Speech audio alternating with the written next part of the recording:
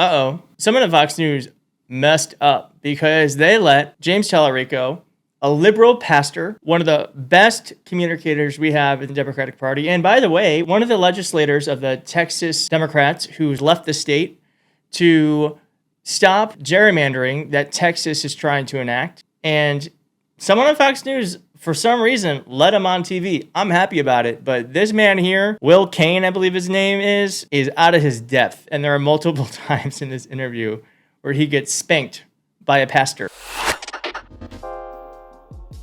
Of those efforts in those blue states are contingent on if Texas decides to cheat, if Texas Republicans decide to draw these maps in the middle of the decade at the request of the most powerful man in the country. So what this man argued just before James started talking was that he's basically saying, well, you think California and New York are cheating if you think that the governor of Texas are cheating. And this is his response. Rigged in response to something you call rigging. You cheat in response to something you think is cheating.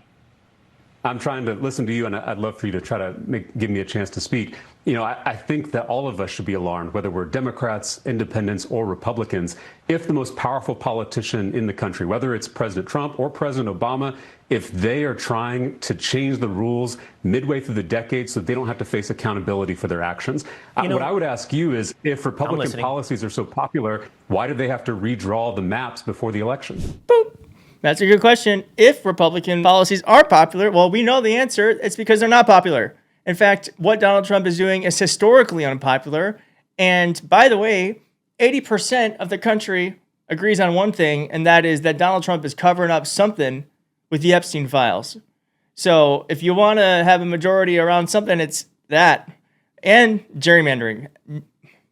Most people do not like gerrymandering. And that's for good reason. That's because politicians should not be able to pick their voters. Voters should be able to pick their politicians. And I really do think a Democrat, whether it's James or someone else, needs to run on an anti-corruption message, because I'm sick of corruption everywhere, whether it be Nancy Pelosi making money off of stocks, or Donald Trump and his cryptocurrency, or Governor Greg Abbott getting to decide who gets a politician rather than the voters getting to decide who represents them. My answer to that would be a reflection of political popularity is the number of offices you win and the majority that you enjoy. And right now, Representative, you are a distinct minority in the state of Texas. Your points of view are extremely in the minority. And that is a privilege of the majority. You know, you talk about the president, and the left loves to lay everything at the president's feet because he's become your boogeyman. But this has been driven by the Texas representation in the state legislature. This has been driven by the governor of the state of Texas. Again, a Republican who holds the majority and represents the majority opinion. You've done something that you say is constitutional, which I would suggest is pretty radical, leaving your office, abandoning your office, in defense of a minority point of view that has been done in several of these other states where your party has the majority. You know what's radical? I don't know. I live in D.C. There are literally military tanks a couple blocks away. Because why? Because Donald Trump's employee, Big Balls, got sucker punched by a couple of kids at 3 a.m. Now I got tanks in the street. I think that's extreme. I think using the constitution of your state to try to stop something that hurts most Texans, not so extreme. For people who want to govern extremely, sometimes you have to respond in extreme measures. So it's a little bit like taking your basketball and going home when you don't like the way it's played, but when you're winning in Illinois, you're happy to play by these rules.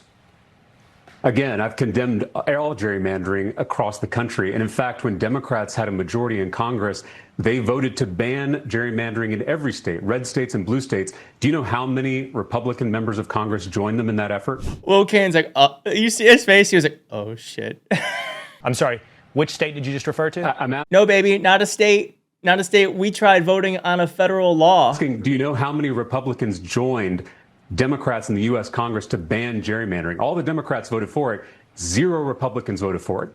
0. It's an odd. So it's an odd. You can spare me the both sides rhetoric. It's clearly one side that is trying to rig the rules in the middle of the game. This is like 2 football teams coming out of the locker room at halftime, and the team that's ahead says they want to change the rules not- for the second half so they can win the game. All of us would be throwing food at the TV if that happened. We don't accept cheating in our politics. We don't accept cheating in our relationships. We shouldn't accept cheating in our elections. I appreciate. Oh my God. Oh my God. Literally getting bitch slapped by a pastor on your own TV show is an incredible sight to see. It was so bad that Will Cain ended the interview early.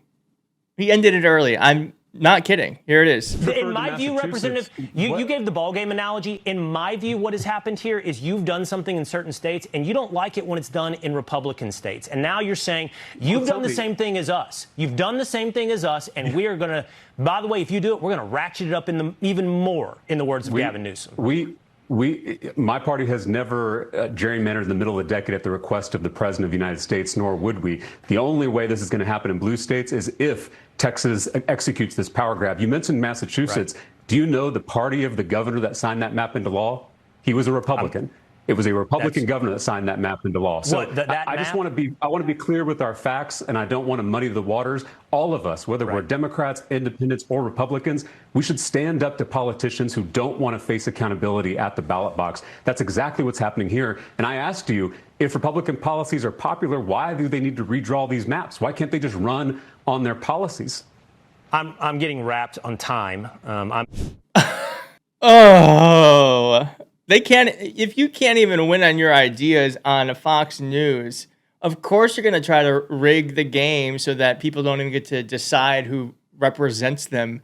This is an absurdity. I mean, hats off. I mean, if you want to in the comments, please do leave an applause emoji, because that is some light work right there, what James just did to that man.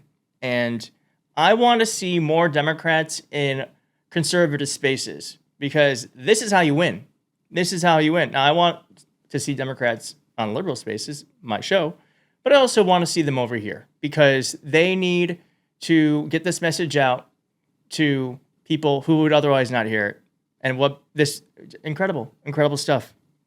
For a moment, I felt joy and hope, and for that, I'm grateful. Thank you, James. Thank you for watching. If you like this video, please hit like. If you're not subscribed, please consider subscribing, and I'll see you next time.